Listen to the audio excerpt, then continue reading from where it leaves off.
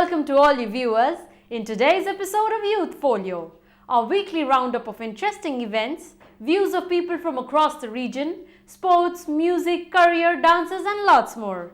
Here comes our first section on some recent events.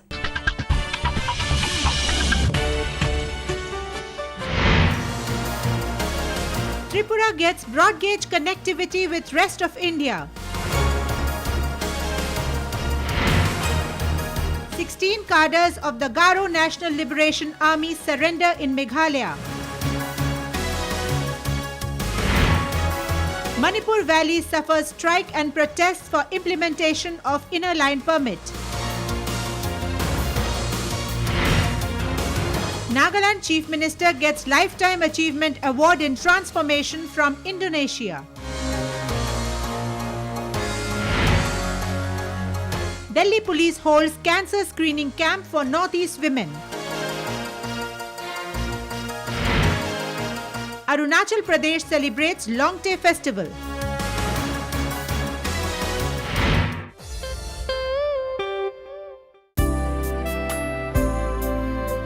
History was created in Tripura even as the first much-awaited broad gauge train left Agartala railway station for Silchar on the 3rd of May. A total of 713 passengers undertook the journey in this historic trial run of the train, which traversed across 228 kilometers, crossing 26 stations en route. The first broad gauge train was earlier flagged off from Silchar on the 2nd of May, Monday, at 9 am in the morning and reached Agartala at around 6 pm in the evening. Operated by the Northeast Frontier Railways, the trains were awaited eagerly by people of Tripura for years, who were jubilant with its run having started. A regular broad gauge service, which would enable 2 trains to travel simultaneously up and down from Silchar to Agartala, is expected to commence by May end. The trains will have 12 coaches including 5 general second-class compartments, 5 chair cars and 2 SLRs. People have heartily hailed the service. अच्छा लग रहा है, पहली बार त्रिपुरा में broad gauge आ रहा है और जो फर्स्ट ट्रायल हो रहा है ट्रेन का उसमें मैं चल रही हूँ, तो अच्छा लग रहा है। जर्नी अच्छा होगा, आशा करती हूँ कंफर्टेबल जर्नी होगा। আমাদের তো আমরা কলেজ স্টুডেন্ট, আমাদের বাড়িতে আসা যাওয়া অনেক কিছু সুবিধা হচ্ছে, আমরা টাইমে বাড়িতে যেতে পারবো, অনেক সময় আমরা বাড়িতে এসে কলেজ করতে পারবো, এটাই আর কি।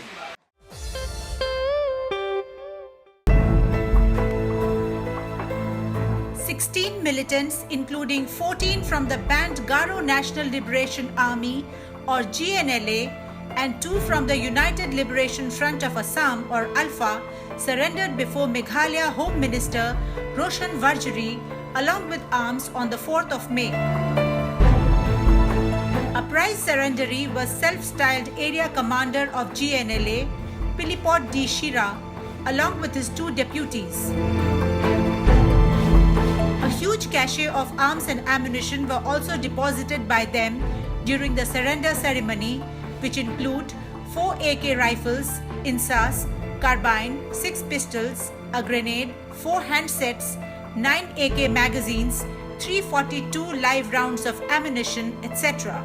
DG Police of Meghalaya, Shri Rajiv Mehta, hailed the role played by church and NGOs and hoped that others still in the jungles would follow this example for the sake of peace and development in the Northeast. This is a bigger surrender. So you'll be glad to know that the Northern Command of GNLA, led by Philipot and 2 other deputy commanders, in total 16, are surrendering. Meanwhile, Joint Secretary Northeast of Ministry of Home Affairs, Shri Satyendra Garg, who was visiting Shillong on Monday the 2nd of May, said that the centre would talk to a group only after they give up arms. He said that the government was concerned with reports that children were being recruited by GNLA and many other militant outfits. Child soldier anywhere is bad. So policy of government of India is that no child should be anywhere near the any insurgency situation. But I know which organizations you are talking about. Like any child which is inducted into insurgency situation is bad, and of course, like we'll take corrective measure wherever, like it is possible. But if they are beyond the law, I mean, they are not in the periphery where like we are talking to the group and all this thing. But yeah, like we are concerned about it. Like if any child is inducted into insurgency situation, it's bad. The Joint Secretary said that law and order situation of 2016 was better than 2015, and this was a good trend. Overall, like 2015 was much better than any other previous year, and 2016 so far has been still better than even 2015. Like our, control on insurgency, the insurgency related situation is much better. Like as on today, situation is pretty good.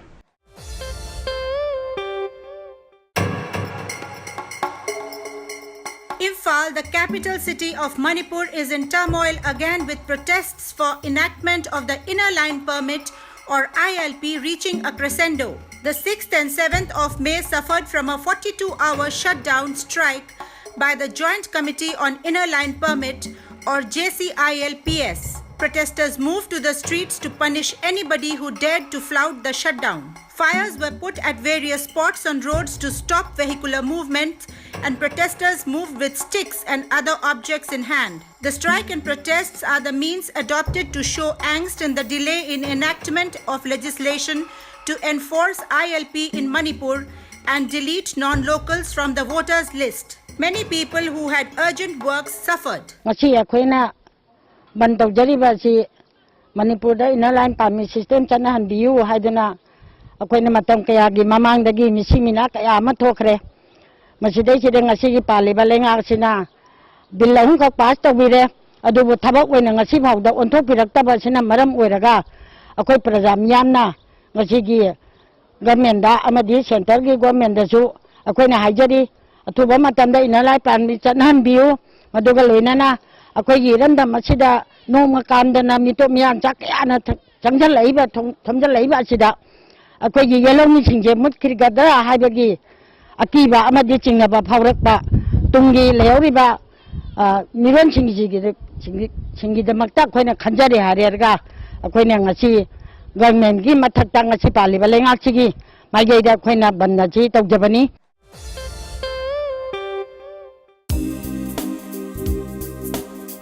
Nagaland Chief Minister T.R. Zeliang was accorded a grand civic reception right at the airport of Dimapur, Nagaland on Thursday, the 28th of April, as he landed from Bali, Indonesia, after receiving Lifetime Achievement Award in Transformation at the 6th Global Leadership Awards, which took place there on the 23rd of April. The civic reception, organized by the Naga Hoho and ENPO at Dimapur Airport, was attended by over 1,000 people, mostly in traditional attires. Naga Hoho President Chuba Ozukum, Eastern Nagaland People's Organization President Khoibang, and Naga Mothers Association Advisor Rosemary Zuvichu were present in the welcoming crowd. And I think this is an eye-opener for us Naga people who fight so much within our own society and within ourselves that the whole world is watching us and studying about the political struggle that we are going through, the social struggle that we are going through, and the myriad problems of conflict that we have gone through over the years. The Chief Minister was overwhelmed by the welcome and said that people of various communities thus thronging together shows the unity and love between different communities of the state. The Chief Minister revealed that he had talked to the advisor of Abu Dhabi's king about investing in Nagaland and was hopeful that the outcome would be positive. I had the privilege of interacting with the princess, who is also advisor to the King of Abu Dhabi and the Prince of Malaysia for investment in line with the Act East policy of the Government of India for Northeast region. They have promised to visit Nagaland and see the ground realities and take the partnership further.